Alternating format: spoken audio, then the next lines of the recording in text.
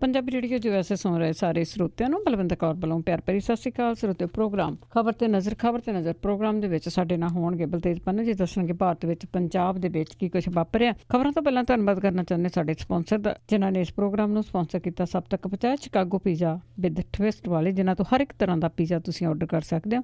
Veg non veg ਇਹਨਾਂ ਦੀਆਂ ਮਠਿਆਈਆਂ ਦਾ ਵੀ ਸਵਾਦ ਦੇ ਸਕਦੇ ਹੋ। ਪੀਜ਼ਾ ਆਰਡਰ ਕਰਨ ਲਈ ਵਿਜ਼ਿਟ ਕਰ ਸਕਦੇ ਹੋ www.chicagopizzatwist.com। 10% ਆਫ ਲੈਣ ਲਈ ਕੋਡ ਯੂਜ਼ ਕਰ ਸਕਦੇ ਹੋ 1313। ਖਾਲਸਾ ਇੰਸ਼ੋਰੈਂਸ ਏਜੰਸੀ ਵਾਲੇ ਸੈਨੋ ਦੇ ਤੋਂ, ਇਹਨਾਂ ਦਾ ਫੋਨ ਨੰਬਰ 4082722500। ਗੁਰਵੀਰ ਸਿੰਘ ਬਰਾੜ ਪ੍ਰੈਜ਼ਨੋ ਤੋਂ, ਗੁਰਦੀਪ ਸਿੰਘ ਬਿਰਦੀ ਕਲੋਵਸ, ਅਸ਼ਾਨਜੀਤ ਸਿੰਘ ਕਲੋਟੀ ਜੱਬਾ ਸਿਟੀ ਤੋਂ, ਸਤਨਾਮ ਸਿੰਘ ਸ਼ੇਰਗਿੱਲ ਸਲਮਾ ਤੋਂ, ਸੁਰਿੰਦਰ ਸਿੰਘ ਚੌਹਾਨ ਬੇਕਰਸਵੀਲ ਤੋਂ। ਬਹੁਤ ਬਹੁਤ ਧੰਨਵਾਦ ਕਰਦੇ ਹਾਂ। ਪ੍ਰੋਗਰਾਮ ਨੂੰ ਸਪਾਂਸਰ ਕੀਤਾ, ਸਭ ਤੱਕ ਪਹੁੰਚਾਇਆ। ਸਾਡੇ ਨਾਲ ਜੁੜ ਚੁੱਕੇ ਨੇ ਬਲਤੇਜ ਪੰਨੂ ਜੀ, ਸਤਿ ਸ਼੍ਰੀ ਅਕਾਲ, ਸਵਾਗਤ ਹੈ ਜੀ। ਸਤਿ ਸ਼੍ਰੀ ਅਕਾਲ ਜੀ, ਧੰਨਵਾਦ ਜੀ, ਬਹੁਤ ਮਿਹਰਬਾਨੀ। ਹਾਂਜੀ ਬਲਤੇਜ ਪੰਨੂ ਜੀ, ਸਾਰੇ ਚਿੰਤਤ ਹੈਗੇ ਆ ਲੋਕ, ਪੰਜਾਬ ਦੇ ਆ, ਪੰਜਾਬ ਤੋਂ ਬਾਹਰ ਦੇ ਆ। ਆਮ ਆਦਮੀ ਪਾਰਟੀ ਦਾ ਜਿਹੜਾ ਇੱਕ ਖਿਲਾਰਾ ਪਿਆ ਕਾਟੋ ਕਲੇਸ਼ ਆ, ਤੇ ਉਸ ਦੇ ਵਿੱਚ ਹੁਣ ਲੱਗਦਾ ਕਿ ਪੱਕੀਆਂ ਤਰੇੜਾਂ ਵੱਲ ਨੂੰ ਚੱਲ ਪਿਆ ਲੱਗ ਰਿਹਾ ਜੀ। ਟਾਈਪ ਦੇ ਨਾਲ ਸਾਰਾ ਕੁਛ ਡੇ ਬਾਈ ਡੇ ਜਿਹੜੀ ਜੀ ਉਹ ਧੜੇਬੰਦੀਆਂ ਹੋਰ ਵੱਧਦੀਆਂ ਜਿਹੜੀਆਂ ਜੀ ਉਹ ਜਾ ਰਹੀਆਂ ਨੇ। ਇਉਂ ਲੱਗ ਰਿਹਾ ਜੀ ਜਿਵੇਂ ਕੋਈ ਵਾਲੀ ਵਾਰਸ ਨਾ ਹੋਵੇ, ਕਿਉਂਕਿ ਜਦੋਂ ਜਿਹੜੇ ਰੂਲ ਰੈਗੂਲੇਸ਼ਨ ਨੇ ਕਿਸੇ ਵੀ ਚੀਜ਼ ਦੇ ਜਦੋਂ ਉਹ ਟੁੱਟਦੇ ਆ ਤੇ ਫਿਰ ਇਹੀ ਹਾਲ ਜਿਹੜਾ ਜੀ ਉਹ ਹੁੰਦਾ। ਜਿਹੜੇ ਬਾਗੀ ਹੋਇਆ ਧੜਾ ਸੁਖਪਾਲ ਸਿੰਘ ਖਹਿਰਾ ਤੇ ਕੰਵਰ ਸੰਧੂ ਹੋਰਾਂ ਵਾਲਾ, ਉਹਨਾਂ ਨੇ ਆਪੇ ਮੈਂ ਰੱਜੀ ਪੁੱਜੀ ਵਾਲੀ ਗੱਲ ਜਿਹੜੀ ਜੀ ਉਹ ਕਰਦਿਆਂ ਹੋਇਆ ਉਹਨਾਂ ਨੇ 8 ਮੈਂਬਰੀ ਜਿਹੜੀ ਸੀ ਉਹ PAC ਥਾਪਤੀ ਆਪਣੇ ਉੱਤੇ ਹੀ ਆਧਾਰਿਤ, ਭਾਵ ਕਿ ਆਪ ਜਿਹੜੇ 8 ਜਾਣੇ ਸੀਗੇ ਜੀ ਉਹ ਸਾਰੇ ਉਸ PAC ਦੇ ਮੈਂਬਰ ਬਣ ਗਏ ਔਰ ਇਹ ਕਿਹਾ ਜੀ ਕਿ ਉਹ ਪ੍ਰਧਾਨ ਜਿਹੜਾ ਜੀ ਆਪਣਾ ਆਪ ਚੁਣਨਗੇ।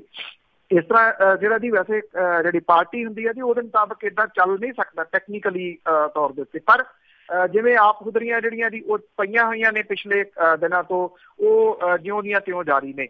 ਇਹਦੇ ਵਿੱਚ ਜਿਹੜਾ ਜੀ ਸ਼ਾਇਦ ਪਾਰਟੀ ਦਾ ਥਾਪੜਾ ਜਿਹੜਾ ਜੀ ਉਹ ਲੈ ਕੇ ਭਗਵੰਤ ਮਾਨ ਹੁਰੀ ਵੀ ਕੁੱਦੇ ਔਰ ਉਹਨਾਂ ਨੇ ਜਿਹੜਾ ਸੀਗਾ ਪ੍ਰੈਸ ਕਾਨਫਰੰਸ ਇੱਥੇ ਕਰਕੇ ਸੁਖਪਾਲ ਸਿੰਘ ਖਹਿਰਾ ਹੋਰਾਂ ਦੇ ਉੱਤੇ ਵੱਡੇ ਸਵਾਲ ਜਿਹੜੇ ਸੀ ਉਹ ਦਾਗੇ। ਇਹ ਕਿਹਾ ਕਿ ਉਹਨਾਂ ਨੇ ਜਿੰਨੇ ਕਿਹਾ ਤਾਂ ਇਹ ਕਿਹਾ ਕਿ ਵਲੰਟੀਅਰਾਂ ਦੀ ਮੀਟਿੰਗ ਆ, ਉਹ ਕਹਿੰਦੇ ਇੱਕੋ ਵਲੰਟੀਅਰ ਬੋਲਿਆ ਪੰਜਾਬ 'ਚੋਂ ਸੁਖਪਾਲ ਸਿੰਘ ਖਹਿਰਾ ਹੋਰਾਂ ਦਾ ਆਪਣਾ ਬੇਟਾ, ਤੇ ਉਹਨੂੰ ਉਹਨਾਂ ਨੇ ਪ੍ਰਮੋਟ ਕਰਨ ਦੇ ਵਾਸਤੇ ਆਪਣੇ ਪਿੱਛੇ ਖੜੇ ਰੱਖਿਆ ਤਾਂ ਕਿ ਉਹ ਕੈਮਰਿਆਂ ਦੇ ਉੱਤੇ ਜਿਹੜਾ ਜੀ ਉਹ ਦਿਸਦਾ ਰਹੇ। ਉਹ ਕਹਿੰਦੇ ਕਿ ਹੋਰ ਕੋਈ ਪੰਜਾਬ ਦੇ ਵਿੱਚ ਉਹ ਵਲੰਟੀਅਰ ਜਿਹੜਾ ਸੀ ਉਹ ਨਾ ਬੋਲਿਆ, ਨਾ ਕਿਸੇ ਨੂੰ ਉੱਥੇ ਬੋਲਣ ਦਾ ਮੌਕਾ ਦਿੱਤਾ। ਕੰਵਰ ਸੰਧੂ ਹੋਰਾਂ ਦੇ ਉੱਤੇ ਵੀ ਉਹਨਾਂ ਦੇ ਜਿਹੜੇ ਹੱਲੇ ਸੀਗੇ ਜੀ ਉਹ ਜਾਰੀ ਰਹੇ। ਇਹ ਵੀ ਕਿਹਾ ਕਿ ਉਹ ਕਹਿੰਦੇ ਕਿ ਪੈਸੇ ਲੈ ਕੇ ਜਿਹੜੀਆਂ ਟਿਕਟਾਂ ਵਿਕੀਆਂ ਨੇ, ਉਹ ਉਹਨਾਂ ਨੇ ਕਿਹਾ ਕਿ ਕੰਵਰ ਸੰਧੂ ਹੋਰੀ ਦੱਸਣ ਕਿ ਕਿੰਨੇ ਪੈਸੇ ਉਹਨਾਂ ਨੇ ਟਿਕਟ ਤੇ ਦਿੱਤੇ ਆ, ਇਹ ਵੀ ਦੱਸਣ ਕਿ ਜਿਹੜੇ ਕਿੰਨੇ ਵਲੰਟੀਅਰ ਜਿਹੜੇ ਸੀ ਉਹਨਾਂ ਦਾ ਹੱਕ ਮਾਰ ਕੇ ਉਹਨਾਂ ਨੇ ਖਰੜ ਵਾਲੀ ਜਿਹੜੀ ਟਿਕਟ ਹੈ ਉਹ ਜਿਹੜੀ ਉਹ ਪਾਰਟੀ ਤੋਂ ਜ਼ਬਰਦਸਤੀ ਹਾਸਲ ਕੀਤੀ। ਸੋ ਇਹ ਜਿਹੜੇ ਜੀ ਦੋਸ਼ਾਂ ਦੀ ਝੜੀ ਇੱਕ ਦੂਜੇ ਦੇ ਉੱਤੇ ਕੋਈ ਵਿਰੋਧੀ ਪਾਰਟੀਆਂ ਨਹੀਂ ਲਾ ਰਹੀਆਂ, ਇੱਕੋ ਪਾਰਟੀ ਆਮ ਆਦਮੀ ਪਾਰਟੀ ਜਿਹੜੀ ਜਿਹਨੂੰ ਲੋਕਾਂ ਨੇ ਇਹ ਆ ਕਿ ਪਿਛਲੀਆਂ ਵਿਧਾਨ ਸਭਾ ਚੋਣਾਂ ਦੇ ਦੌਰਾਨ ਸੱਤਾ ਤਾਂ ਨਹੀਂ ਦਿੱਤੀ, ਪਰ ਸਿਆਣੇ ਕਹਿੰਦੇ ਨਾ ਜੋ ਹੁੰਦਾ ਉਹ ਚੰਗਾ ਹੀ ਹੁੰਦਾ। ਜੇ ਸੱਤਾ ਮਿਲੀ ਹੁੰਦੀ ਤੇ ਫੇਰ ਕੀ ਹਾਲ ਹੁੰਦਾ ਜੀ, ਫੇਰ ਸ਼ਾਇਦ ਹੋ ਸਕਦਾ ਸੀਗਾ ਕਿ ਪੰਜਾਬ ਦੇ ਵਿੱਚੋਂ 10-10 ਜਾਣਿਆਂ ਦੇ ਧੜੇ ਵੱਖੋ ਵੱਖਰੇ ਹੋ ਕੇ ਆਪੋ ਆਪਣਾ ਮੁੱਖ ਮੰਤਰੀ ਥਾਪ ਲੈਂਦੇ। ਜਿਹੜੇ ਤਰੀਕੇ ਦੇ ਨਾਲ ਇਹ PAC ਆਪਣੀ ਜਿਹੜੀ ਜੀ ਉਹ ਬਣਾਉਣ ਤੁਰੇ ਹੋਏ ਆ, ਕੋਈ PAC ਬਣਾਈ ਜਾਂਦਾ, ਕੋਈ ਪ੍ਰਧਾਨ ਜਿਹੜਾ ਜੀ ਉਹ ਲਾਈ ਜਾਂਦਾ, ਹੋ ਸਕਦਾ ਸੀਗਾ ਕਿ 10 ਜਾਣੇ ਵੱਖਰੇ ਹੁੰਦੇ, ਉਹ ਕਹਿੰਦੇ ਜੀ ਸਾਡਾ ਮੁੱਖ ਮੰਤਰੀ ਆ। ਜਿਵੇਂ ਇੱਕ ਵਾਰੀ ਜਦੋਂ ਵਿਰੋਧੀ ਧਿਰ ਦੇ ਵਿੱਚ ਸੀਗੇ ਕਾਂਗਰਸੀ, ਉਹਨਾਂ ਨੇ ਆਪਣੀ ਵਿਧਾਨ ਸਭਾ ਲਾ ਲਈ ਸੀ ਤੇ ਨਕਲੀ ਵਿਧਾਨ ਸਭਾ ਦੇ ਸਪੀਕਰ ਜਿਹੜੇ ਜੀ ਇੱਕ ਇਹਨਾਂ ਦੇ ਨੇਤਾ ਬਣ ਗਏ ਸੀ। ਇਸੇ ਟਾਈਪ ਦਾ ਜਿਹੜਾ ਜੀ ਉਹ ਸ਼ਾਇਦ ਹੋਣਾ ਸੀਗਾ। ਇਹ ਪਈਆਂ ਜਿਹੜੀਆਂ ਤਰੇੜਾਂ ਦਰਾੜਾਂ ਜਿਹੜੀਆਂ ਆਮ ਆਦਮੀ ਪਾਰਟੀ ਦੇ ਵਿੱਚ ਹੋਰ ਡੂੰਘੀਆਂ ਹੁੰਦੀਆਂ ਜਿਹੜੀਆਂ ਉਹ ਚੱਲੀਆਂ ਜਾ ਰਹੀਆਂ ਨੇ, ਤੇ ਜਿਹੜੇ ਗੰਭੀਰ ਮੁੱਦੇ ਨੇ ਪੰਜਾਬ ਦੇ ਉਹ ਕਿਤੇ ਖੂਹ ਖਾਤੇ ਦੇ ਵਿੱਚ ਜਿਹੜੇ ਜੀ ਉਹ ਇਹਨਾਂ ਨੇ ਸੁੱਟ ਦਿੱਤੇ ਆ ਸਾਰੇ ਦੇ ਸਾਰੇ, ਕਿਉਂਕਿ ਲੜਾਈ ਕੁਰਸੀ ਦੀ ਆ। ਇਸ ਕਰਕੇ ਜਦੋਂ ਕੁਰਸੀ ਦੀ ਲੜਾਈ ਹੋਵੇ ਫਿਰ ਹੋਰ ਕੁਛ ਵੀ ਜਿਹੜਾ ਜੀ ਉਹ ਦਿਸਦਾ ਨਹੀਂ। ਜਿਵੇਂ ਇਹਨਾਂ ਨੇਤਾਵਾਂ ਨੂੰ ਇਸ ਵੇਲੇ ਪੰਜਾਬ ਦੇ ਅਹਿਮ ਮੁੱਦੇ ਜਿਹੜੇ ਆ ਜੀ ਉਹ ਭੁੱਲੇ ਪਏ ਆ। ਬਿਲਕੁਲ ਜੀ, ਜੋ ਵਾਅਦੇ ਕੀਤੇ ਸੀ ਉਹ ਚੇਤਾ ਹੀ ਭੁੱਲ ਗਿਆ ਇਹਨਾਂ ਨੂੰ।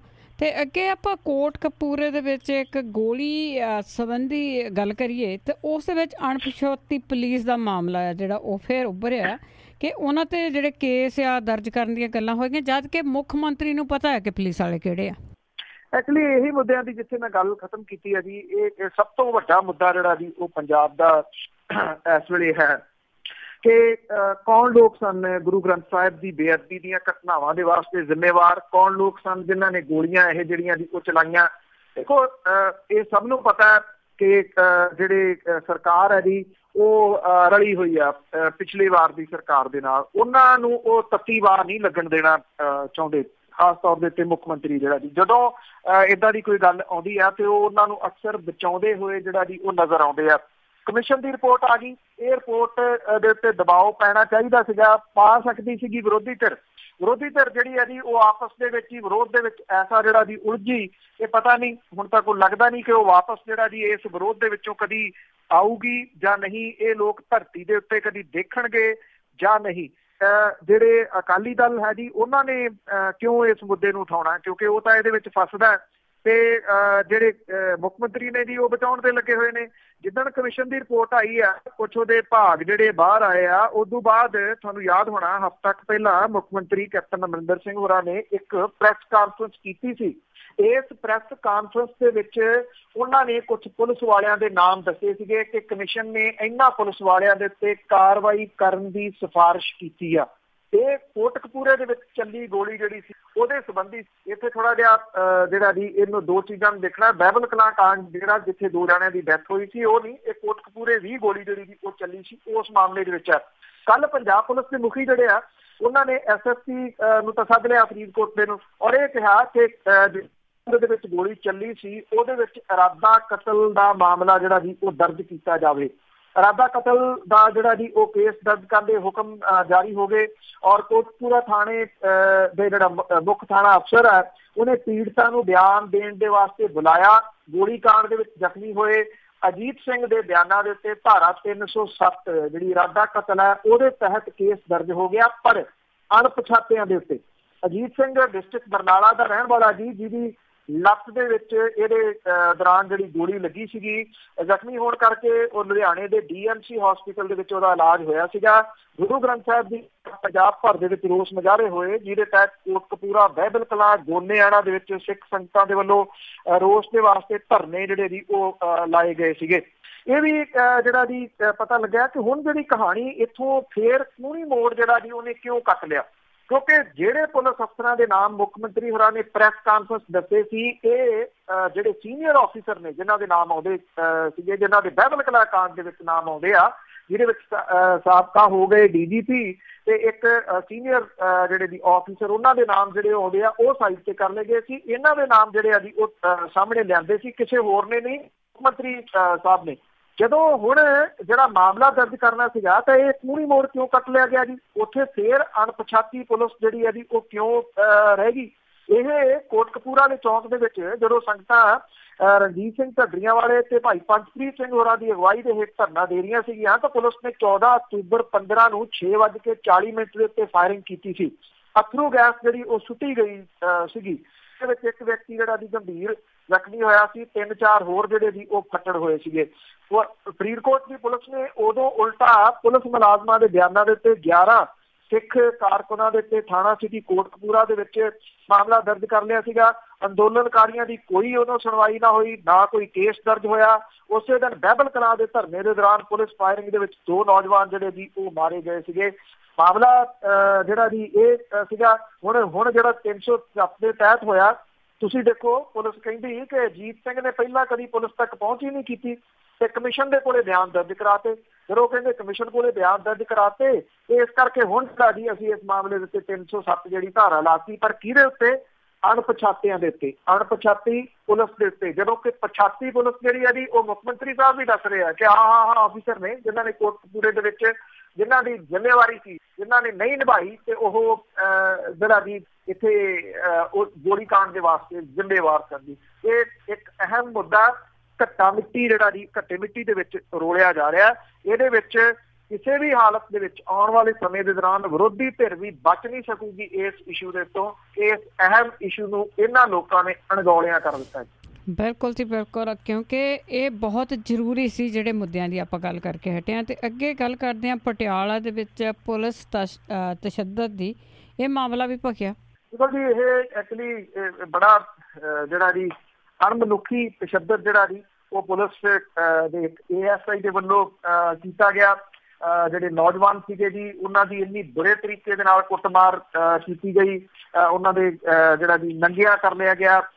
ਔਰ ਉਹ 2 ਜਾਣੇ ਜਿਹੜੇ ਜੀ ਉਹ ਗੰਭੀਰ ਹਾਲਤ ਦੇ ਵਿੱਚ ਇਸ ਵੇਲੇ ਸਰਕਾਰੀ ਹਸਪੀਟਲ ਦੇ ਵਿੱਚ ਦਾਖਲ ਹੈ। ਜਦੋਂ ਇਹ ਮਾਮਲਾ ਜਿਹੜਾ ਸੀ ਉਹ ਸਿਆਸੀ ਰੰਗਤ ਲੈਂਦਾ ਦਿਸਿਆ ਤਾਂ ਹਸਪਤਾਲ ਦੇ ਵਿੱਚ ਜਿਹੜੇ ਸਿਆਸੀ ਲੋਕ ਸੀ ਉਹਨਾਂ ਦੇ ਗੇੜੇ ਵੱਧ ਗਏ। ਰਜਿੰਦਰਾ ਹਸਪੀਟਲ ਦੇ ਵਿੱਚ MLA ਹਰਿੰਦਰਪਾਲ ਸਿੰਘ ਜਿਹੜੇ ਚੰਦੂ ਮਾਜਰਾ ਨੇ ਅਕਾਲੀ ਦਲ ਦੇ, ਉਹ ਪਹੁੰਚੇ।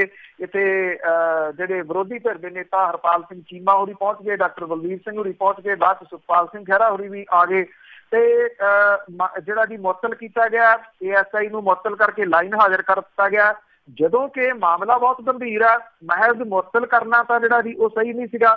ਜਦੋਂ ਦੁਪਹਿਰ ਤੱਕ ਜਿਹੜਾ ਸੀਗਾ ਜੀ ਉਹ ਜ਼ਿਆਦਾ ਰੌਲਾ ਪੈ ਗਿਆ ਤੇ SSP ਸਾਹਿਬ ਨੇ ਜਿਹੜਾ ਸੀਗਾ ਜੀ ਉਹ ਡਿਪਟੀ ਕਮਿਸ਼ਨਰ ਨੂੰ ਲਿਖ ਕੇ ਦਿੱਤਾ ਕਿ ਇਹਦੀ ਮੈਜਿਸਟਰੇਟ ਜਾਂਚ ਕਰਵਾਈ ਜਾਵੇ। ਮੈਜਿਸਟਰੇਟ ਜਿਹੜੀ ਜਾਂਚ ਦੇ ਹੁਕਮ ਡਿਪਟੀ ਕਮਿਸ਼ਨਰ ਸਾਹਿਬ ਨੇ ਦੇ ਦਿੱਤੇ। ਸਵਾਲ ਇਹ ਆ ਕਿ ਜਿਹੜਾ ਜੀ ਕਦੋਂ ਇਹਦੀ ਜਿਹੜੀ ਹੈ ਜੀ ਉਹ ਆਊਗੀ ਤੇ ਕਦੋਂ ਇਹਦੇ ਉੱਤੇ ਜਿਹੜੀ ਜੀ ਉਹ ਕਾਰਵਾਈ ਨਰਿੰਦਰ ਸਿੰਘ ਦੇ ਉੱਤੇ ਹੋਊਗੀ, ਜਿਹੜਾ ਕਿ ASI ਸ਼ਰਾਬ ਦੇ ਨਸ਼ੇ ਦੇ ਵਿੱਚ ਜਿਹੜਾ ਜੀ ਉਹ ਦੱਸਿਆ ਜਾ ਰਿਹਾ, ਜਿਹਨੇ ਕਿ ਇਹ ਜਿਹੜਾ ਜੀ ਗੁਰਸਿੱਖ ਮੁੰਡੇ ਸੀਗੇ ਜਿਨ੍ਹਾਂ ਦੇ ਉੱਤੇ ਤਸ਼ੱਦਦ ਜਿਹੜਾ ਜੀ ਉਹ ਢਾਇਆ। ਇਹ ਵੀ ਨਹੀਂ ਕਿਹਾ ਜਾ ਸਕਦਾ ਕਿ ਇਹ ਨਸ਼ੇੜੀ ਮੁੰਡੇ ਸੀਗੇ ਜੀ। ਇਹ ਰੋਜ਼ ਸੇਵਾ ਕਰਨ ਦੇ ਵਾਸਤੇ ਇੱਥੇ ਕਸਬਾ ਪਿੰਡ ਸਨੌਰ ਉੱਥੋਂ ਜਿਹੜਾ ਜਾਂਦੇ ਨੇ ਜੀ ਦੁੱਖ ਨਿਵਾਰਨ ਦੇ ਵਾਸਤੇ। ਗੱਲ ਕੁਛ ਵੀ ਨਹੀਂ ਸੀਗੀ ਜਿੰਨੀ ਵਧਾ ਕੇ ਜਿਹੜੀ ਹੈ ਜੀ ਇਸ ASI ਨੇ ਪੇਸ਼ ਕੀਤੀ। ਔਰ ਜਿਸ ਕਿਸਮ ਦਾ ਤਸ਼ੱਦਦ ਇਹਨੇ ਕੀਤਾ ਜੀ, ਉਹਨੇ ਪੰਜਾਬ ਪੁਲਿਸ ਦੇ ਖਾਕੀ ਦੇ ਅੰਦਰ ਲੁਕਿਆ ਹੋਇਆ ਇੱਕ ਕਰੂਪ ਚਿਹਰਾ ਜਿਹੜਾ ਜੀ ਉਹ ਫੇਰ ਸਾਹਮਣੇ ਜਿਹੜਾ ਸੀ ਲਿਆਂਦਾ। ਹੋਣਾ ਤਾਂ ਇਹ ਚਾਹੀਦਾ ਸੀਗਾ ਕਿ ਇਸ ਦੇ ਉੱਤੇ ਜਿਹੜਾ ਜੀ ਤੁਰੰਤ ਮਾਮਲਾ ਦਰਜ ਹੁੰਦਾ ਔਰ FIR ਦਰਜ ਕਰਕੇ ਇਹਦੀ ਅਰੈਸਟ ਹੁੰਦੀ। ਅਰੈਸਟ ਨਹੀਂ ਜਿਹੜੀ ਜੀ ਉਹ ਕੀਤੀ ਗਈ, ਬਲਕਿ ਜਿਹੜਾ ਤੁਸੀਂ ਕਹਿ ਲਓ ਕਿ ਅਜੇ ਮਾਮਲਾ ਗਾਂਹ ਟਾਲ ਹੀ ਦਿੱਤਾ ਗਿਆ ਇੱਕ ਟਾਈਪ ਦੇ ਨਾਲ। ਬਿਲਕੁਲ ਜੀ ਬਿਲਕੁਲ, ਤਸ਼ੱਦਦ ਤਾਂ ਬਹੁਤ ਹੋ ਰਿਹਾ ਜੀ। ਤੇ ਅੱਗੇ ਆਪਾਂ ਮੌਨਸੂਨ ਦੀ ਜੇ ਗੱਲ ਕਰੀਏ, ਉਹ ਵੀ ਪੰਜਾਬ ਤੋਂ ਰੁੱਸੀ। ਬਿਲਕੁਲ ਜੀ, ਐਕਚੁਅਲੀ ਇਹ ਆ ਕਿ ਇਸ ਦਿਨ ਗੱਲ ਕੀਤੀ ਕਿ ਜਿਹੜੇ ਰਾਜਸਥਾਨ ਦੇ ਵਿੱਚ ਜਿੰਨਾ ਜਿਹੜਾ ਜੀ ਐਤਕੀ ਮੀਂਹ ਪੈ ਰਿਹਾ ਉਹ ਪਹਿਲਾਂ ਕਦੀ ਇੰਨਾ ਉੱਥੇ ਨਹੀਂ ਜਿਹੜਾ ਜੀ ਉਹ ਪਿਆ। ਧਰਤੀ ਹੇਠਲੇ ਪਾਣੀ ਦਾ ਸੰਕਟ ਤਾਂ ਪੰਜਾਬ ਦੇ 10 ਜ਼ਿਲ੍ਹਿਆਂ ਨੂੰ ਜਿਹੜਾ ਜੀ ਮੌਜੂਦਾ ਬਰਸਾਤ ਦੇ ਸੀਜ਼ਨ ਦੇ ਵਿੱਚ ਵੀ ਕੋਈ ਕਿਸੇ ਕਿਸਮ ਦੀ ਰਾਹਤ ਨਹੀਂ ਦੇ ਸਕਿਆ ਜੀ। ਮਾਨਸੂਨ ਦੇ ਪਹਿਲੇ ਹਿੱਸੇ ਜੂਨ ਤੇ ਜੁਲਾਈ ਮਹੀਨਿਆਂ ਦੇ ਦੌਰਾਨ ਬਰਸਾਤ ਜਿਹੜੀ ਹੈ ਜੀ ਉਹ ਔਸਤ ਦੇ ਨਾਲੋਂ ਘੱਟ ਰਹੀ। ਸਮੁੱਚੇ ਪੰਜਾਬ ਦੇ ਵਿੱਚ 8% ਮੀਂਹ ਦੀ ਕਮੀ ਦਰਜ ਕੀਤੀ ਗਈ ਹੈ ਔਰ ਇਹਦੇ ਕਰਕੇ 10 ਜ਼ਿਲ੍ਹਿਆਂ ਦੇ ਵਿੱਚ ਪਾਣੀ ਦਾ ਸੰਕਟ ਬਰਕਰਾਰ ਹੈ। ਸਭ ਤੋਂ ਵੱਧ ਪ੍ਰਭਾਵਿਤ ਫਿਰੋਜ਼ਪੁਰ ਤੇ ਮਾਨਸਾ ਜ਼ਿਲ੍ਹਾ, ਜਿੱਥੇ ਮੀਂਹ ਆਮ ਦੇ ਨਾਲੋਂ 60% ਤੋਂ ਵੀ ਘੱਟ ਪਿਆ। ਬਾਕੀ 12 ਜ਼ਿਲ੍ਹਿਆਂ ਦੇ ਵਿੱਚ ਮੀਂਹ ਜਿਹੜਾ ਜੀ ਆਮ ਦੇ ਨਾਲੋਂ ਠੀਕ ਠਾਕ ਜਿਹੜਾ ਜੀ ਉਹ ਪਿਆ। ਮੌਸਮ ਵਿਭਾਗ ਕਹਿੰਦਾ ਅਗਲੇ 2 ਦਿਨਾਂ ਦੇ ਦੌਰਾਨ ਜਿਹੜਾ ਜੀ ਕੁਝ ਥਾਵਾਂ ਦੇ ਉੱਤੇ ਮੀਂਹ ਪੈ ਸਕਦਾ। ਪੰਜਾਬ ਦੇ ਵਿੱਚ ਜੂਨ ਤੋਂ 5 ਅਗਸਤ ਤੱਕ ਜਿਹੜਾ 257 ਮਿਲੀਮੀਟਰ ਮੀਂਹ ਪਿਆ ਔਰ ਉਮੀਦ ਦੇ ਅਨੁਸਾਰ 279 ਮਿਲੀਮੀਟਰ ਜਿਹੜਾ ਮੀਂਹ ਪੈਣਾ ਚਾਹੀਦਾ ਸੀਗਾ। 21 ਮਿਲੀਮੀਟਰ ਮੀਂਹ ਜਿਹੜਾ ਉਹ ਘੱਟ ਪਿਆ। ਫਿਰੋਜ਼ਪੁਰ ਤੇ ਮਾਨਸਾ ਜ਼ਿਲ੍ਹੇ ਘੱਟ ਮੀਂਹ ਕਰਕੇ ਸਭ ਤੋਂ ਵੱਧ ਖੁਸ਼ਕ ਰਹਿ ਗਏ। ਫਿਰੋਜ਼ਪੁਰ ਦੇ ਵਿੱਚ ਜਿਹੜਾ ਜੀ ਉਹ ਮੀਂਹ 187 ਜਿਹੜਾ ਮਿਲੀਮੀਟਰ ਦੇ ਮੁਕਾਬਲੇ ਸਿਰਫ 67 ਮਿਲੀਮੀਟਰ ਪਿਆ, ਆਮ ਦੇ ਨਾਲੋਂ 64% ਘੱਟ ਹੈ। ਮਾਨਸਾ ਦੇ ਵਿੱਚ 167 ਮਿਲੀਮੀਟਰ ਦੇ ਮੁਕਾਬਲੇ 61% ਘੱਟ, ਸਿਰਫ 66 ਮਿਲੀਮੀਟਰ ਜਿਹੜਾ ਜੀ ਉਹ ਪਿਆ। ਘੱਟ ਬਰਸਾਤ ਵਾਲੇ ਜ਼ਿਲ੍ਹਿਆਂ ਦੇ ਵਿੱਚ ਤੀਜਾ ਨੰਬਰ ਜਲੰਧਰ ਦਾ ਹੈ, ਜਿੱਥੇ 33% ਘੱਟ ਮੀਂਹ ਪਿਆ ਔਰ ਕਪੂਰਥਲਾ ਦੇ ਵਿੱਚ 31%, ਅੰਮ੍ਰਿਤਸਰ 'ਚ 28%, ਬਠਿੰਡਾ ਦੇ ਵਿੱਚ 26%, ਹੁਸ਼ਿਆਰਪੁਰ ਦੇ ਵਿੱਚ 20%, ਗੁਰਦਾਸਪੁਰ ਦੇ ਵਿੱਚ 7% ਤੇ ਪਟਿਆਲਾ ਦੇ ਵਿੱਚ 5% ਤੇ ਫਤਿਹਗੜ੍ਹ ਸਾਹਿਬ ਦੇ ਵਿੱਚ 2% ਘੱਟ ਮੀਂਹ ਜਿਹੜਾ ਜੀ ਉਹ ਪਿਆ। ਰੋਪੜ ਤੇ ਤਰਨਤਾਰਨ ਜ਼ਿਲ੍ਹਿਆਂ ਨੂੰ ਇਹਦਾ ਜਿਹੜਾ ਜੀ ਉਹ ਲਾਭ ਜ਼ਰੂਰ ਮਿਲਿਆ। ਰੋਪੜ ਦੇ ਵਿੱਚ ਆਮ ਨਾਲੋਂ 40% ਤੇ ਤਰਨਤਾਰਨ ਦੇ ਵਿੱਚ 36% ਜ਼ਿਆਦਾ ਜਿਹੜਾ ਜੀ ਉਹ ਮੀਂਹ ਪਿਆ ਔਰ ਧਰਤੀ ਹੇਠਲੇ ਪਾਣੀ ਦੇ ਗੰਭੀਰ ਸੰਕਟ ਦੇ ਨਾਲ ਜੂਝ ਰਹੇ ਮੋਗਾ ਡਿਸਟ੍ਰਿਕਟ ਨੂੰ ਵੀ ਥੋੜੀ ਜਿਹੜੀ ਦੀ ਉਹ ਰਾਹਤ ਜ਼ਰੂਰ ਇਹਦੇ ਤੋਂ ਜਿਹੜੀ ਮਿਲੀ ਹੈ, ਜਦੋਂ ਕਿ ਬਾਕੀ ਥਾਵਾਂ ਦੇ ਉੱਤੇ ਕੋਈ ਜਿਹੜਾ ਦੀ ਉਹ ਖੁਸ਼ਕੀ ਜਿਹੜੀ ਉਹ ਚੁੱਕੀ ਨਹੀਂ ਗਈ। ਮੌਸਮ ਵਿਭਾਗ ਇਹ ਕਹੀ ਜਾਂਦਾ ਕਿ ਅਗਲੇ 2 ਦਿਨਾਂ ਦੇ ਵਿੱਚ ਬਰਸਾਤ ਜਿਹੜੀ ਹੈ, ਪਰ ਇਹ ਉਹੀ ਮੌਸਮ ਵਿਭਾਗ ਹੈ ਜਿਹੜਾ ਕਹਿੰਦਾ ਸੀਗਾ ਕਿ ਮੌਨਸੂਨ ਵੀ ਬਹੁਤ ਛੇਤੀ ਆ ਜਾਣੀ ਹੈ ਤੇ ਵਰਨੀ ਵੀ ਜਿਹੜੀ ਹੈ ਜੀ ਉਹ ਭਰਵੀਂ ਆ। ਇਹਦੇ ਤੋਂ ਇਲਾਵਾ ਜਿਹੜੀ ਅਗਲੀ ਫਿਕਰਮੰਦੀ ਵੱਡੀ ਲੱਗ ਗਈ ਨਾ ਜੀ ਉਹ ਇਹ ਆ ਕਿ ਜਿਹੜਾ ਡੈਮ ਨੇ ਉਹਨਾਂ ਦੇ ਵਿੱਚ ਇਸ ਵਾਰੀ ਪਾਣੀ ਜਿਹੜਾ ਜੀ ਉਹ ਘੱਟ ਹੈ, ਉਹਦਾ ਕੀ ਬਣੂਗਾ, ਉਸ ਚੀਜ਼ ਦਾ ਜਿਹੜਾ ਜੀ ਉਹ ਕੀ ਬਣੂਗਾ ਵੇਖਣਾ ਜਿਹੜਾ ਜੀ ਇਹ ਹੋਊਗਾ। ਜੇ ਉੱਥੇ ਪਾਣੀ ਘੱਟ ਰਹਿੰਦਾ ਤੇ ਫਿਰ ਜਿਹੜਾ ਜੀ ਇਹਦਾ ਖਮਿਆਜ਼ਾ ਜਿਹੜਾ ਜੀ ਉਹ ਭੁਗਤਣਾ ਪਊਗਾ ਪੂਰੇ ਸਿਆਲਾਂ ਦੇ ਵਿੱਚ। ਜੀ ਜੀ ਬਿਲਕੁਲ, ਪਾਣੀ ਤਾਂ ਜ਼ਰੂਰ ਚਾਹੀਦਾ ਹੈ ਜੀ, ਤੇ ਮੀਂਹ ਵੀ ਬਹੁਤ ਜ਼ਰੂਰੀ ਚਾਹੀਦਾ। ਤੇ ਅੱਗੇ ਆਪਾਂ ਗੱਲ ਕਰਦੇ ਹਾਂ ਜੀ ਰਾਈਟ ਟੂ ਸਰਵਿਸ ਐਕਟ ਵਾਲੀ, ਤੇ ਇਹ ਪੰਜਾਬ ਸਰਕਾਰ ਨੇ ਇਸ ਨੂੰ ਖੂੰਜੇ ਲਾਇਆ। ਐਕਚੁਅਲੀ ਜੀ ਤਕਰੀਬਨ ਇਹੀ ਕੁਛ ਹੁੰਦਾ ਜੀ, ਜਦੋਂ ਇੱਕ ਸਰਕਾਰ ਆਉਂਦੀ ਆ ਤੇ ਉਹ ਦੂਜੀ ਦੇ ਕੰਮ ਜਿਹੜੇ ਜੀ ਉਹਨੂੰ ਸਾਈਡ ਦੇ ਉੱਤੇ ਕਰ ਦਿੰਦੀ ਆ ਤੇ ਉਹ ਆਪਣੇ ਤਰੀਕੇ ਦੇ ਨਾਲ ਜਿਹੜਾ ਜੀ ਉਹ ਚੱਲਣਾ ਸ਼ੁਰੂ ਕਰ ਦਿੰਦੀ ਹੈ, ਕਿਉਂਕਿ ਹਰੇਕ ਕੋਈ ਆਪਣਾ ਦਿਮਾਗ ਵਰਤਦਾ ਕਿ ਮੇਰਾ ਦਿਮਾਗ ਜ਼ਿਆਦਾ, ਬਾਕੀਆਂ ਦਾ ਜਿਹੜਾ ਜੀ ਉਹ ਕੁਛ ਵੀ ਨਹੀਂ ਗਾ ਜੀ। ਇਸੇ ਤਰੀਕੇ ਦੇ ਨਾਲ ਜਿਹੜੀ ਪਿਛਲੀ ਸਰਕਾਰ ਸੀ ਜੀ, ਜੋ ਕੁਛ ਉਹ ਆਪਣੇ ਮਨਆਈਆਂ ਕਰਦੀ ਰਹੀ, ਹੁਣ ਹੌਲੀ ਹੌਲੀ ਕਰਕੇ ਜਿਹੜੀ ਮੌਜੂਦਾ ਸਰਕਾਰ ਹੈ ਜੀ ਉਹ ਉਹਦੇ ਕੰਮਾਂ ਨੂੰ ਸਾਈਡ ਲਾਈਨ ਜਿਹੜਾ ਜੀ ਉਹ ਕਰ ਰਹੀ ਆ। ਮੁੱਖ ਮੰਤਰੀ ਹੋਰਾਂ ਦੇ ਵੱਲੋਂ ਜਿਹੜੇ ਜਦੋਂ ਚੋਣਾਂ ਦੇ ਦੌਰਾਨ ਘਰ ਘਰ ਨੌਕਰੀ ਜਿਹੜਾ ਜੀ ਉਹ ਵਾਅਦਾ ਕੀਤਾ ਗਿਆ ਸੀਗਾ, ਹੁਣ ਜਿਹੜਾ ਜੀ ਇਹ ਵੀ ਕਿਤੇ ਵਿਖਰਦਾ ਨਜ਼ਰ ਆਉਂਦਾ, ਕਿਉਂਕਿ 2011 ਤੋਂ ਕੰਮ ਕਰ ਰਹੇ ਜਿਹੜੇ ਨੌਜਵਾਨਾਂ ਦੀਆਂ ਨੌਕਰੀਆਂ ਜਿਹੜੀਆਂ ਜੀ ਇਹਦੇ ਨਾਲ ਚਲੇ ਗਈਆਂ ਨੇ। ਸਾਬਕਾ ਮੁੱਖ ਮੰਤਰੀ ਨੇ 11 ਦੇ ਵਿੱਚ Punjab right to service act ਲਾਗੂ ਕੀਤਾ ਸੀਗਾ। ਇਹਦੇ ਰਾਹੀਂ ਆਮ ਲੋਕਾਂ ਨੂੰ ਸਮੇਂ ਸਿਰ ਸੇਵਾਵਾਂ ਮੁਹੱਈਆ ਕਰਾਉਣ ਲਈ ਪੂਰੇ ਪੰਜਾਬ ਦੇ ਵਿੱਚ ਡਿਸਟ੍ਰਿਕਟ ਤੇ ਸਬ ਡਿਵੀਜ਼ਨ ਪੱਧਰ ਦੇ ਉੱਤੇ 100 ਦੇ ਕਰੀਬ ਕਲਰਕ ਕਮ ਡੇਟਾ ਐਂਟਰੀ ਆਪਰੇਟਰ ਨਿਯੁਕਤ ਕੀਤੇ ਗਏ ਸੀ। ਹੁਣ ਪੰਜਾਬ ਸਰਕਾਰ ਦੇ ਵਿੱਚੋਂ ਪੰਜਾਬ ਸਰਕਾਰ ਵੱਲੋਂ ਪਿਛਲੇ ਦਿਨੀ ਪੰਜਾਬ ਜਿਹੜਾ ਸੇਵਾ ਅਧਿਕਾਰ ਐਕਟ ਹੈ ਉਹਨੂੰ ਖਤਮ ਕਰਕੇ ਨਵਾਂ act the Punjab transparency and accountability in delivery of public service act 2018 ਲਾਗੂ ਕਰ ਦਿੱਤਾ ਗਿਆ। 11 ਤੋਂ ਕੰਮ ਕਰ ਰਹੇ ਜਿਹੜੇ ਲੋਕ ਸੀ ਉਹ ਨਵੇਂ ਐਕਟ ਦੇ ਵਿੱਚ ਸ਼ਾਮਲ ਕਰਨ ਦੀ ਥਾਂ ਪੰਜਾਬ ਸਰਕਾਰ ਨੇ ਉਹਨਾਂ ਦੀਆਂ 30 ਜੁਲਾਈ 18 ਤੋਂ ਖਤਮ ਕਰਨ ਦੇ ਹੁਕਮ ਜਾਰੀ ਕਰਤੇ ਆ, ਔਰ ਇਹ ਬੇਰੁਜ਼ਗਾਰ ਹੋ ਗਏ ਜੀ ਡਾਟਾ ਐਂਟਰੀ ਜਿਹੜੇ ਜੀ, ਔਰ ਸਰਕਾਰ ਵੱਲੋਂ ਇਹਨਾਂ ਨੂੰ ਉੱਕਾ ਪੁੱਕਾ 10,000 ਪ੍ਰਤੀ ਮਹੀਨਾ ਜਿਹੜਾ ਜੀ ਉਹ ਦਿੱਤਾ ਜਾਂਦਾ ਸੀਗਾ ਬਿਨਾਂ ਕੋਈ ਨੋਟਿਸ ਦਿੱਤੇ। ਤੋਂ ਇਹਨਾਂ ਨੂੰ 31 ਜੁਲਾਈ ਤੋਂ ਸਾਰੇ ਡਿਸਟ੍ਰਿਕਟ ਦੇ ਵਿੱਚੋਂ ਜਿਹੜਾ ਜੀ ਭੇਜੀ ਇੱਕ ਈਮੇਲ ਦੇ ਰਾਹੀਂ ਨੌਕਰੀ ਤੋਂ ਫਾਰਗ ਕਰ ਦਿੱਤਾ ਗਿਆ ਜੀ।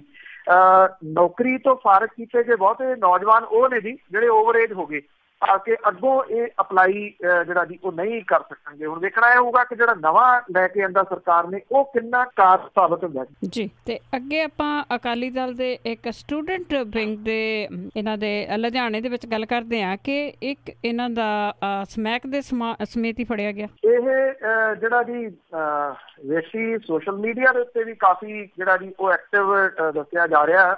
ਫਤਿਹਜੀਤ ਸਿੰਘ ਇਹਦਾ ਜਿਹੜਾ ਜੀ ਉਹ ਨਾਮ ਹੈ। ਲੁਧਿਆਣੇ ਦੀ ਜਿਹੜੀ SPS ਹੈ ਉਹਨੇ ਇਹਨੂੰ ਜਿਹੜਾ ਜੀ ਫੜਿਆ, ਔਰ ਪਿਛਲੇ ਦਿਨੀ ਪੁਲਿਸ ਨੇ ਜਿਹੜਾ ਜੀ ਇੱਕ ਜਿਹੜਾ ਨਸ਼ਾ ਵਿਰੋਧੀ ਦਿਨ ਉਹ ਜਿਹੜਾ ਸਮਾਗਮ ਕਰਾਇਆ, ਉਹਦੇ ਵਿੱਚ ਪੁਲਿਸ ਅਧਿਕਾਰੀਆਂ ਦੇ ਨਾਲ ਇਹ ਜਿਹੜਾ ਜੀ ਬੈਠਾ ਹੋਇਆ ਸੀਗਾ ਫਤਿਹਜੀਤ ਸਿੰਘ, ਔਰ ਆਪਣੇ ਫੇਸਬੁੱਕ ਪੇਜ ਦੇ ਰਾਹੀਂ ਲੋਕਾਂ ਨੂੰ ਨਸ਼ਾ ਛੱਡਣ ਦੇ ਵਾਸਤੇ ਜਿਹੜਾ ਜੀ ਉਹ ਕਹਿੰਦਾ ਸੀਗਾ। ਕਾਫੀ ਐਕਟਿਵ ਵੀ ਜਿਹੜਾ ਜੀ ਉਹ ਰਹਿੰਦਾ ਸੀਗਾ।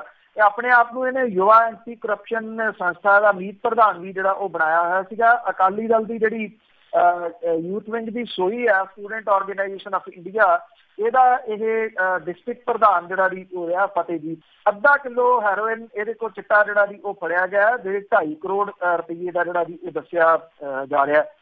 ਕੋਈ ਜਾਣਕਾਰੀ ਦੇ ਆਧਾਰ ਦੇ ਉੱਤੇ ਇਹਨੂੰ ਜਿਹੜਾ ਜੀ ਗ੍ਰਿਫਤਾਰ ਕੀਤਾ ਗਿਆ। ਕਾਰ ਦੇ ਵਿੱਚ ਜਦੋਂ ਇਹ ਜਾ ਰਿਹਾ ਸੀਗਾ ਤੇ ਇਹਨੇ ਆਪਣੇ ਲੱਕ ਦੇ ਨਾਲ ਇਹ ਨਸ਼ਾ ਜਿਹੜਾ ਜੀ ਬੰਨਿਆ ਹੋਇਆ ਸੀ, ਜਿਹੜਾ ਡਿਲੀਵਰੀ ਦੇਣ ਕਿਤੇ ਜਾ ਰਿਹਾ ਸੀਗਾ। ਇਹ ਕਿਹਾ ਜਾ ਰਿਹਾ ਜੀ ਕਿ ਕਰੀਬ 2 ਸਾਲ ਤੋਂ ਹੈਰੋਇਨ ਵੇਚਣ ਦਾ ਕੰਮ ਜਿਹੜਾ ਕਰ ਰਿਹਾ, ਜਿਹੜਾ ਕਿ ਰੋਪੜ ਤੋਂ ਕਿਸੇ ਕੋਲੋਂ ਉਹ ਲੈ ਕੇ ਆਉਂਦਾ ਸੀਗਾ। ਤੇ ਲੁਧਿਆਣੇ ਦੇ ਵਿੱਚ ਉਹਨੇ ਪੱਕੇ ਗਾਹਕ ਆਪਣੇ ਜਿਹੜੇ ਲਾਏ ਹੋਏ ਸੀ ਜਿਨ੍ਹਾਂ ਨੂੰ ਇਹ ਅੱਗੇ ਸਪਲਾਈ ਕਰਦਾ ਸੀਗਾ ਪਰਚੂਨ ਦੇ ਵਿੱਚ। ਇਹ ਵੀ ਕਿਹਾ ਜਾ ਰਿਹਾ ਜੀ ਕਿ ਪੁਲਿਸ ਅਧਿਕਾਰੀਆਂ ਦਾ ਵੀ ਇਹ ਚਹੇਤਾ ਰਿਹਾ। ਬਹੁਤ ਸਾਰੇ ਪੁਲਿਸ ਵਾਲਿਆਂ ਦੇ ਨਾਲ ਇਹਨੇ ਆਪਣੀਆਂ ਫੋਟੋਆਂ ਜਿਹੜੀਆਂ ਜੀ ਉਹ ਖਿੱਚ ਕੇ ਫੇਸਬੁੱਕ ਦੇ ਉੱਤੇ ਪਾਈਆਂ ਹੋਈਆਂ ਸੀਗੀਆਂ। ਆਮ ਦੇ ਪਰਿਵਾਰ ਦੇ ਵਿੱਚੋਂ ਉੱਠਿਆ 2 ਸਾਲਾਂ ਦੇ ਵਿੱਚ ਸ਼ਾਹੀ ਜ਼ਿੰਦਗੀ ਜੀਣ ਲੱਗ ਗਿਆ। ਕਰੋੜਪਤੀ ਸ਼ਖਸੀਅਤ ਜਿਹੜੀ ਸੀ ਉਹ ਬਣ ਗਿਆ। ਵੱਡੇ ਘਰ, ਮਹਿੰਗੀਆਂ ਕਾਰਾਂ ਜਿਹੜੀਆਂ ਜੀ ਉਹ ਖਰੀਦ ਲੀਆਂ। ਕਿਸੇ ਦੀ ਨਿਗਾਹ ਨਹੀਂ ਰਿਹਾ। ਹੁਣ ਜਾ ਕੇ ਪਤਾ ਲੱਗਿਆ ਜੀ ਵੀ ਇਹ ਤਾਂ ਕਾਰੋਬਾਰ ਹੀ ਆਹ ਕਰਦਾ ਸੀਗਾ। ਬਿਲਕੁਲ ਜੀ, ਇਹੋ ਜਿਹਾ ਕਾਰੋਬਾਰ ਕਰਨ ਵਾਲੇ ਜਿਹੜੇ ਨਾ ਰਾਤੋਂ ਰਾਤ ਹੀ ਅਮੀਰ ਹੋ ਜਾਂਦੇ ਆ। ਤੇ ਅੱਗੇ ਗੱਲ ਕਰਦੇ ਹਾਂ ਜੀ ਮੋਦੀ ਰਾਜ ਦੀ। ਕਿ ਉਹ ਰਾਖੇ ਆਏ ਸੀਗੇ, ਇੱਕ ਸਿਕਿਉਰਿਟੀ ਗਾਰਡ ਬਣ ਕੇ ਆਏ ਸੀ, ਪਰ 3 ਸਾਲਾਂ ਦੇ ਵਿੱਚ ਹੀ ਬੈਂਕਾਂ ਦੇ ਨਾਲ 70 ਕਰੋੜ ਦਾ ਫਰਾਡ ਹੋਇਆ। 70,000 ਕਰੋੜ ਦਾ ਜੀ। ਔਰ ਏਡਾ ਵੱਡਾ ਫਰਾਡ ਮਾਰਚ 18 ਤੱਕ ਪਿਛਲੇ 3 ਸਾਲਾਂ ਦੇ ਦੌਰਾਨ ਧੋਖਾ ਦਈਆਂ ਕਰਕੇ ਭਾਰਤੀ ਬੈਂਕਾਂ ਨੂੰ 70,000 ਕਰੋੜ ਰੁਪਏ ਦਾ ਨੁਕਸਾਨ ਜਿਹੜਾ ਜੀ ਉਹ ਕਿਸੇ ਹੋਰ ਨੇ ਨਹੀਂ ਜੀ। ਵਿੱਤ ਰਾਜ ਮੰਤਰੀ ਸ਼ਿਵ ਪ੍ਰਤਾਪ ਸ਼ੁਕਲਾ ਨੇ RBI ਦੇ ਅੰਕੜਿਆਂ ਦੇ ਹਵਾਲੇ ਦੇ ਨਾਲ ਰਾਜ ਸਭਾ ਦੇ ਵਿੱਚ ਜਾਣਕਾਰੀ ਜਿਹੜੀ ਹੈ ਜੀ ਉਹ ਦਿੱਤੀ ਆ। 15-16, 16-17 ਤੇ 17-18 ਦੇ ਵਿੱਚ ਸ਼ਡਿਊਲਡ ਕਮਰਸ਼ੀਅਲ ਬੈਂਕ ਨੂੰ ਫਰਾਡ ਦੇ ਕੇਸਾਂ ਦੇ ਕਰਕੇ 16,409 ਕਰੋੜ ਰੁਪਏ, 16,652 ਕਰੋੜ ਰੁਪਏ ਤੇ 36,694 ਕਰੋੜ ਰੁਪਏ ਦਾ ਨੁਕਸਾਨ ਉਠਾਉਣਾ ਪਿਆ। SCBs ਦੇ ਵੱਲੋਂ ਕੁੱਲ ਕਰਜ਼ਿਆਂ ਦੀ ਦਰ 31 ਮਾਰਚ 8 ਤੱਕ 25 ਲੱਖ ਕਰੋੜ ਰੁਪਏ ਸੀ, ਜਿਹੜੀ ਕਿ 31 ਮਾਰਚ 14 ਤੱਕ ਵੱਧ ਕੇ 68 ਕਰੋੜ 75 ਲੱਖ ਰੁਪਏ ਜਿਹੜਾ ਜੀ ਉਹ ਹੋ ਗਈ। ਬੈਂਕਿੰਗ ਖੇਤਰ ਦੇ ਵਿੱਚ ਜਿਹੜੇ ਕਰਜ਼ੇ ਮੁੜੇ ਨਹੀਂ ਉਹਦੇ ਬਾਰੇ ਜਿਹੜਾ ਜੀ ਇਹ ਪਤਾ ਲੱਗਾ ਕਿ ਕਰਜ਼ ਵਿਧੀਆਂ, ਕਰਜ਼ੇ ਮੋੜਨ ਤੋਂ ਟਾਲ ਮਟੋਲ, ਲੋਨ ਫਰਾਡ, ਕੁਝ ਕੇਸਾਂ ਦੇ ਵਿੱਚ ਭ੍ਰਿਸ਼ਟਾਚਾਰ ਇਸ ਰੁਝਾਨ ਦੇ ਕਾਰਨ ਜਿਹੜੇ ਜੀ ਉਹ ਬਣਾਏ ਗਏ ਆ। RBI ਦੇ ਡੇਟਾ ਦੇ ਅਨੁਸਾਰ ਕੁੱਲ 139 ਕਰਜ਼ਦਾਰ ਨੇ ਜਿਨ੍ਹਾਂ ਦੇ ਵੱਲੋਂ 1,000 ਕਰੋੜ ਰੁਪਏ ਤੋਂ ਵੱਧ NPAs ਜਿਹੜੇ ਨਾਨ ਪਰਫਾਰਮਿੰਗ ਜਿਹੜੇ ਅਕਾਊਂਟ ਜਿਹੜੇ ਉਹ ਹੋ ਜਾਂਦੇ ਆ। RBI ਨੇ ਜੂਨ 17 ਦੇ ਵਿੱਚ ਬੈਂਕਾਂ ਨੂੰ ਇਹ ਕਿਹਾ ਸੀਗਾ ਕਿ 12 ਕਰਜ਼ਦਾਰਾਂ ਦੇ ਮਾਮਲੇ ਦੇ ਵਿੱਚ ਇੰਸੋਲਵੈਂਸੀ ਐਂਡ ਬੈਂਕਰਪਸੀ ਕੋਡ IPC ਤਹਿਤ ਕਾਰਪੋਰੇਟ ਰੈਜ਼ੋਲੂਸ਼ਨ ਪ੍ਰੋਸੈਸ ਤਹਿਤ ਕਾਰਵਾਈ ਸ਼ੁਰੂ ਕੀਤੀ ਜਾਵੇ। ਇਹਨਾਂ ਕਰਜ਼ਦਾਰਾਂ ਦੇ ਵੱਲੋਂ 31 ਮਾਰਚ 17 ਤੱਕ ਜਿਹੜਾ ਸੀਗਾ ਜੀ ਇਹ ਤਕਰੀਬਨ 20,000 ਕਰੋੜ ਰੁਪਏ ਦਾ ਕਰਜ਼ਾ ਜਿਹੜਾ ਉਹ ਖੜਾ ਸੀਗਾ। ਟੋਟਲ ਜਿਹੜਾ ਫਰਾਡ ਹੈ ਜੀ 70,000 ਕਰੋੜ ਰੁਪਏ ਦਾ। ਪਰ ਹੈਰਾਨ ਨਾ ਹੋਣਾ, ਇਹਦੇ ਵਿੱਚ ਉਹ ਨਹੀਂ ਹੈਗਾ ਜੀ ਜਿਹੜੇ ਮੇਹੁਲ ਭਾਈ ਤੇ ਨੀਰਵ ਮੋਦੀ ਹੁਰੀ ਤੇ ਜਿਹੜਾ ਵਿਜੇ ਮਾਲਿਆ ਹੁਰੀ ਜਿਹੜੇ ਜੀ ਉਹ ਲੈ ਕੇ ਨਿਕਲ ਗਏ, ਉਹ ਸੈਪਰੇਟ ਹੈ, ਉਹ ਇਹਨਾਂ ਤੋਂ ਵੱਖਰਾ ਹੈ। ਇਹ ਦੂਜੇ ਨੇ ਜਿਹੜੇ ਬਹੁਤੇ ਜਿਹੜੇ ਜੀ ਉਹ NPA ਹੋ ਗਏ। ਜੇ ਉਹਨੂੰ ਜੋੜ ਲਿਆ ਜਾਵੇ ਤਾਂ ਤੁਸੀਂ ਅੰਦਾਜ਼ਾ ਲਾ ਸਕਦੇ ਹੋ ਕਿੱਥੋਂ ਤੱਕ ਜਾ ਸਕਦਾ। ਤੇ ਮੇਹੁਲ ਭਾਈ ਨੇ ਤਾਂ ਪਿਛਲੇ ਦਿਨਾਂ ਦੇ ਵਿੱਚ ਜਿਹੜੀ ਜਾ ਕੇ ਲਈ ਹੈ ਜੀ ਆਪਣੇ ਸਿਟੀਜ਼ਨਸ਼ਿਪ ਦੂਸਰੇ ਮੁਲਕ ਦੀ, ਉਹਦੇ ਵਾਸਤੇ ਤਾਂ ਕਿ ਉਹਦੇ ਲਈ ਕੀਤਾ ਜਿਹੜਾ ਜੀ ਇਹ ਗਿਆ ਕਿ ਇੱਥੋਂ ਉਹਨੂੰ ਕਲੀਨ ਚਿੱਟ ਦੀ ਜਿਹੜੀ ਜੀ ਉਹ ਏਜੰਸੀਆਂ ਨੇ ਦੇ ਦਿੱਤੀ ਸੀ ਕਿ ਉਹਦੇ ਉੱਤੇ ਕੋਈ ਵੀ ਮੁਕੱਦਮਾ ਜਿਹੜਾ ਜੀ ਉਹ ਦਰਜ ਨੀਗਾ ਤੇ ਚੰਗਾ ਬੰਦਾ, ਕਿਉਂਕਿ ਪ੍ਰਧਾਨ ਮੰਤਰੀ ਉਹਨੂੰ ਮੇਹੁਲ ਬਾਈ ਕਹਿ ਕੇ ਸੰਬੋਧਨ ਕਰਦੇ ਸੀ। ਤੇ ਜਿਹੜਾ ਪ੍ਰਧਾਨ ਮੰਤਰੀ ਦੇ ਦੌਰਿਆਂ ਦੇ ਉੱਤੇ ਨਾਲ ਜਾਂਦਾ ਹੋਵੇ, ਕਿਸੇ ਏਜੰਸੀ ਦੀ ਕੀ ਹਿੰਮਤ ਹੈ ਕਿ ਉਹਦੇ ਬਾਰੇ ਦੇ ਵਿੱਚ ਕੁਝ ਗਲਤ ਲਿਖ ਦੇਵੇ। ਬਿਲਕੁਲ ਜੀ, ਇਸੇ ਦੇ ਨਾਲ ਨਾਲ ਇਹ ਕਈ ਦਿਸਦੇ ਆ, ਕਈ ਦਿਸਦੇ ਨਹੀਂ, ਬਾਨੀਆਂ ਡਾਨੀਆਂ ਵਰਗੇ ਸਭ ਨੂੰ ਲੁਟਾਈ ਦਿੱਤਾ ਦੇਸ਼ ਇਹਨਾਂ ਨੇ। ਤੇ ਅੱਗੇ ਗੱਲ ਕਰਦੇ ਜੀ ਕਰੁਣਾਨਿਧੀ ਦੀ, ਤੇ ਉਹਨਾਂ ਨੇ ਤਾਮਿਲਨਾਡੂ ਦੀ ਹੱਥੀਂ ਤਕਦੀਰ ਲਿਖੀ ਆਪਣੀ। ਜੀ ਤਕਰੀਬਨ ਜਿਹੜਾ ਜੀ ਕੱਲ ਜਿਹਨਾਂ ਦੀ ਡੈਥ ਹੋ ਗਈ, ਦੱਖਣੀ ਭਾਰਤ ਦੀਆਂ ਘੱਟੋ ਘੱਟ 50 ਫਿਲਮਾਂ ਦੀਆਂ ਕਹਾਣੀਆਂ ਤੇ ਉਹਦੇ ਡਾਇਲਾਗ ਲਿਖਣ ਵਾਲੇ M ਕਰੁਣਾਨਿਧੀ ਜਿਹੜੀ ਜੀ ਉਹਦੀ ਪਛਾਣ ਇੱਕ ਇਸ ਤਰ੍ਹਾਂ ਦੇ ਸਿਆਸਤਦਾਨ ਦੇ ਵਜੋਂ ਬਣੀ ਜੀ ਜਿਹਨੇ ਆਪਣੀ ਲੇਖਣੀ ਦੇ ਨਾਲ ਤਾਮਿਲਨਾਡੂ ਦੀ ਤਕਦੀਰ ਲਿਖੀ। ਤੇਜ਼ ਤਰਾਰ ਮਿੱਠੇ ਸੁਭਾਅ ਵਾਲੇ M ਕਰੁਣਾਨਿਧੀ ਨੇ ਜਦੋਂ ਦ੍ਰਵਿੜ ਰਾਜ ਦੀ ਕਮਾਨ ਸੰਭਾਲੀ ਤਾਂ ਉਹਨੇ ਇੱਕ ਦਹਾਕੇ ਤੱਕ ਆਪਣੇ ਸਾਥੀ ਰਹੇ MG ਰਾਮਾਚੰਦਰਨ ਤੇ ਜੈ ਲਲਿਤਾ ਨੂੰ ਰਾਜਨੀਤੀ ਦੇ ਵਿੱਚ ਪਛਾੜ ਦਿੱਤਾ। ਉਹਦੇ ਕਲਾ ਤੇ ਰਾਜਨੀਤੀ ਦਾ ਜਿਹੜਾ ਜੀ ਇੱਕ ਸੁਮੇਲ ਸੀਗਾ ਜਿਹੜੇ ਉਹਨਾਂ ਨੇ ਸੰਬੋਧਨਾਂ ਤੋਂ ਆਇਆ ਜੀ, ਜਿਹਦੇ ਨਾਲ ਉਹਦੇ ਪ੍ਰਸ਼ੰਸਕ ਉਹਨੂੰ ਬੁਲਾਉਂਦੇ ਸਨ ਜੀ। ਕਰੁਣਾਨਿਧੀ ਦਾ ਰਾਜਨੀਤਿਕ ਪ੍ਰਭਾਵ ਸਿਰਫ ਉਹਨਾਂ ਦੇ ਰਾਜ ਤੱਕ ਸੀਮਤ ਜਿਹੜਾ ਜੀ ਉਹ ਨਹੀਂ ਸੀਗਾ, ਸਗੋਂ ਉਹਦੀ ਤਾਕਤ ਜਿਹੜੀ ਸੀ ਰਾਸ਼ਟਰੀ ਰਾਜਧਾਨੀ ਨਵੀਂ ਦਿੱਲੀ ਤੱਕ ਵੀ ਜਿਹੜੀ ਪਈ। ਇਹਦੇ ਦਮ ਦੇ ਉੱਤੇ ਉਹਨੇ ਕਦੇ ਕਾਂਗਰਸ ਨਾਲ ਤੇ ਕਦੇ ਭਾਜਪਾ ਦੇ ਨਾਲ ਗੱਠਜੋੜ ਕਰਕੇ ਸੱਤਾ ਦੇ ਸਿਖਰ ਤੱਕ ਪਹੁੰਚਾਉਣ ਦੇ ਲਈ ਉਹਨੇ ਕਈ ਵਾਰੀ ਜਿਹੜੀ ਜੀ ਭੂਮਿਕਾ ਨਿਭਾਈ। ਹਾਲਾਂਕਿ ਇਹਦੇ ਲਈ ਉਹਨੂੰ ਸਖਤ ਆਲੋਚਨਾ ਦਾ ਸਾਹਮਣਾ ਵੀ ਕਰਨਾ ਪਿਆ। ਮੁੱਥੋਵੇਲ ਕਰੁਣਾਨਿਧੀ ਦੇ ਰਾਜਨੀਤਿਕ ਜੀਵਨ ਦੀ ਸ਼ੁਰੂਆਤ 1938 ਦੇ ਵਿੱਚ ਤਿਰੂਵਰੂਰ ਦੇ ਵਿੱਚ ਹਿੰਦੀ ਵਿਰੋਧੀ ਪ੍ਰਦਰਸ਼ਨ ਦੇ ਨਾਲ ਹੋਈ। ਉਦੋਂ ਸੀਗਾ, ਇਦੋਂ ਬਾਅਦ ਉਹ ਸੱਤਾ ਦੇ ਸਿਖਰ ਤੱਕ ਪਹੁੰਚਦਿਆਂ 5 ਵਾਰੀ ਉਹਨੇ ਰਾਜ ਦੀ ਵਾਗਡੋਰ ਜਿਹੜੀ ਉਹ ਸੰਭਾਲੀ। ਇਹਦੀ ਤੇ ਦ੍ਰਮੁਕ ਸੰਸਥਾਪਕ TN ਅੰਨਾਦੁਰਈ ਦਾ ਇੱਕ ਅਧਿਕਾਰਵਾਦੀ ਵਿਚਾਰਧਾਰਾ ਤੋਂ ਬੜਾ ਪ੍ਰਭਾਵਿਤ ਸੀਗਾ ਜੀ ਕਰੁਣਾਨਿਧੀ, ਔਰ ਦ੍ਰਵਿੜ ਅੰਦੋਲਨ ਦਾ ਸਭ ਤੋਂ ਭਰੋਸੇਮੰਦ ਜਿਹੜਾ ਜੀ ਉਹ ਚਿਹਰਾ ਬਣਿਆ ਸੀ। M ਕਰੁਣਾਨਿਧੀ ਜਿਹੜਾ ਕਿ ਪਿਛਲੇ ਕੁਝ ਸਮੇਂ ਤੋਂ ਬਿਮਾਰ ਸੀਗਾ ਔਰ ਹਸਪੀਟਲ ਦੇ ਵਿੱਚ ਜਿਹੜਾ ਜੀ ਉਹ ਦਾਖਲ ਸੀਗਾ। 90 ਸਾਲ ਤੋਂ ਉੱਪਰ ਉਮਰ ਜਿਹੜਾ ਸੀਗਾ ਜੀ ਉਹ M ਕਰੁਣਾਨਿਧੀ ਨੇ ਜੀਵੀ।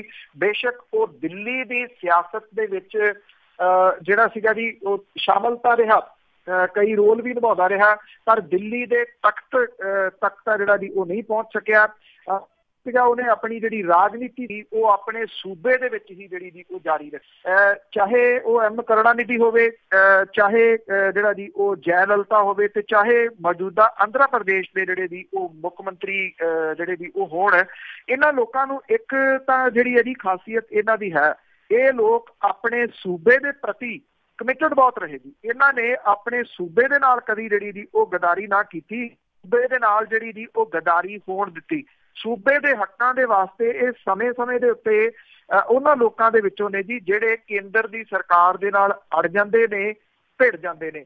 ਆਪਣੇ ਸੂਬਿਆਂ ਪ੍ਰਤੀ ਜੇਕਰ ਕਮਿਟਮੈਂਟ ਖਾਸ ਤੌਰ ਦੇ ਉੱਤੇ ਪੰਜਾਬ ਦੇ ਨੇਤਾਵਾਂ ਨੇ ਸਿੱਖਣੀ ਹੋਵੇ ਤੇ ਇਹਨਾਂ ਨੇਤਾਵਾਂ ਤੋਂ ਇਹ ਸਿੱਖਣ ਵਾਲੀ ਚੀਜ਼ ਹੈ ਜੀ। ਸੂਬੇ ਦੇ ਨਾਲ ਹੁੰਦੇ ਧੱਕੇ ਦੇ ਬਾਰੇ ਦੇ ਵਿੱਚ ਇਹਨਾਂ ਲੋਕਾਂ ਨੇ ਕਦੀ ਸਮਝੌਤੇ ਨਹੀਂ ਕੀਤੇ। ਜੀ ਬਿਲਕੁਲ, ਬਹੁਤ ਸਾਰੇ ਲੋਕ ਇਸ ਤਰ੍ਹਾਂ ਦੇ ਹੁੰਦੇ ਆ। ਧੰਨਵਾਦ ਬਲਤੇਜ ਪੰਨੂ ਜੀ। ਮਿਹਰਬਾਨੀ ਜੀ, ਧੰਨਵਾਦ ਜੀ, ਸਤਿ ਸ਼੍ਰੀ ਅਕਾਲ ਜੀ। ਤੇ ਸਰੋਤੇ ਸਨ ਬਲਤੇਜ ਪੰਨੂ ਜੋ ਸਾਡੇ ਨਾਲ ਜੁੜਦੇ ਨੇ, ਕਰਦੇ ਨੇ ਖਬਰਾਂ। ਅਗਲੇ ਬੁਲਟਨ ਤੱਕ ਕੁਲਵਿੰਦਰ ਕੌਰ ਵੱਲੋਂ ਆਪ ਸਭ ਨੂੰ ਹੀ ਪਿਆਰ ਭਰੀ ਸਤਿ ਸ਼੍ਰੀ ਅਕਾਲ।